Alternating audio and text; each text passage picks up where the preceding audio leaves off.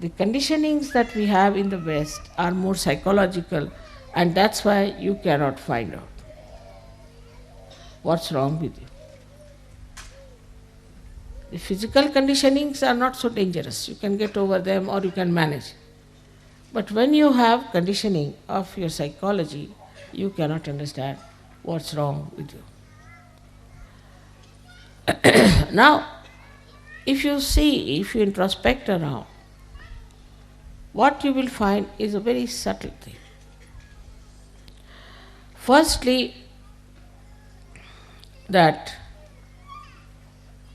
because of the wars, maybe, I don't know why, but everybody is afraid of everyone. Especially, I think, Freud. Because of Freud, even the mother is afraid of the child.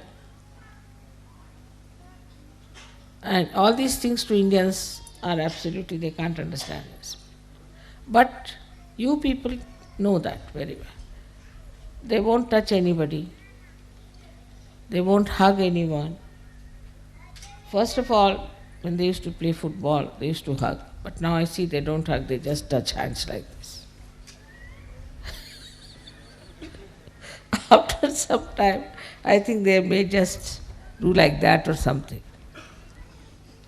So frightened that nobody, even the children I've seen, are frightened of hugging their parents. So the expression of love is not there. And when there is no expression, there is no love inside. And that's how it goes on drying up and drying up and drying up. There was a little girl in Sahaja Yoga, and I had some present for that child. She was quite young, must have been about 10 years of age. So I gave it to one Sahaja, Western Sahaja, that you go and give it to her and say that I have given. No, mother, I won't give. I said, why? She'll misunderstand me. I said, what will she misunderstand? It has gone so much into the heads of people. And this has created really the psychological insecurity within you. From very childhood, this insecurity has been working. And that's why you are frightened of each other. Even of your parents, of your brothers, your sisters. Psychologically, you are suffering. And when first I came to England, they used to say it is the insecurity. I said, what insecurity? The whole world is afraid of the Western world. And what are they suffering from insecurity? They have made everybody insecure all over the world. And why? What are they insecure? They are insecure within themselves, in their own society, in their own family, in their own groups. They are so much frightened of each other. So the first thing, you should be fearless. You are a Sahaja, you are no more immoral. Cannot be immoral. If all the time, if you start thinking that you are immoral, and if you do something it is immoral, and that you have to go and do some confession somewhere, then what is going to happen to you? What sort of a personality you will have?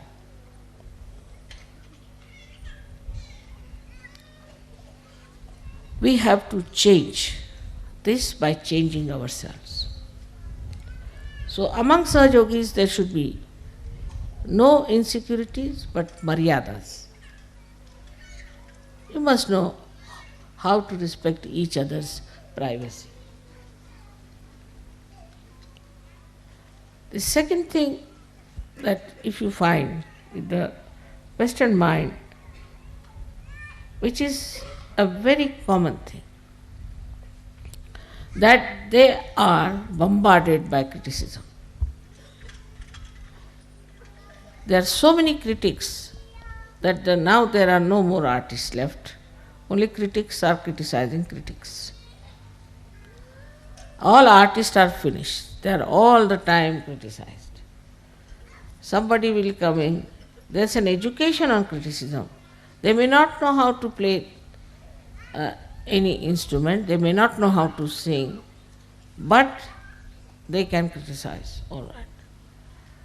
So all the time in your mind is a way that you always feel that somebody will criticize if you do this.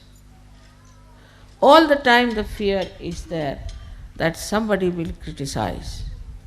So, should I say or not?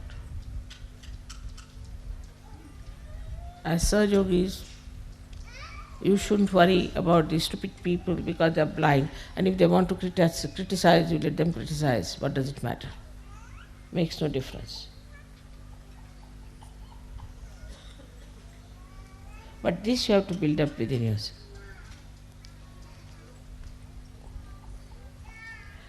Now the third is even worse, which I don't know if you have noticed or not. I don't know how it has gone into the heads of the Western minds that you must always see to the other side of the bank, even if you are standing on this side, to be fair, and never to say something that you are sure of. Like you ask anyone, how are you? He'll say, always. Nobody will say, I'm perfectly all right. Nothing wrong with me. What's wrong? Perfectly all right. Thank you very much. But it is never. They are not sure of themselves all the time. It's shaking. And this shaking inside gives you a personality which can never progress. Progress comes when you put your step forward, you put your foot firmly on that point, and then put the second step forward, like as you climb on a mountain. But in the first place only, if you are still thinking that it's halfway through, then how can you go further? You'll only move on two steps, this or that or this or that. This is another very big psychological detergent, I should call it, or detrimental thing for your progress. Now the third thing you have learnt, which is also third or fourth maybe, that you must argue out yourself. Like you have a problem. You'll come and tell me, Mother, this problem I have got. This is very common with everyone. I have this problem. I'll say, all right, this is the solution. Then you will come out, no, but in this will happen. Then you tell another solution. No, Mother, this can be this way. All right, you tell third solution. No, Mother, in this can happen. Tell fourth, this can happen. You are standing against yourself all the time. Then I have to say, this is your problem, not mine, and I am giving you the solutions, and if you want to solve your problem, better take a positive attitude. The brain is this way. In our Hindi language, it is called ulti khopdi. You are all the time arguing against yourself. So how can you progress?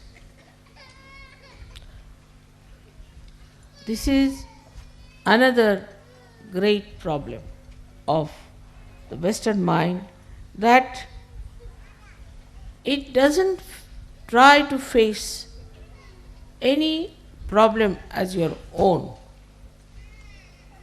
but go on arguing with yourself like a lawyer. See, there are two lawyers, one yourself, another lawyer. Go on arguing. So is a double personality in the being. It's not a single personality. As I said, it is very, very psychological that people have to take to this kind of a turn suddenly without understanding how dangerous it is.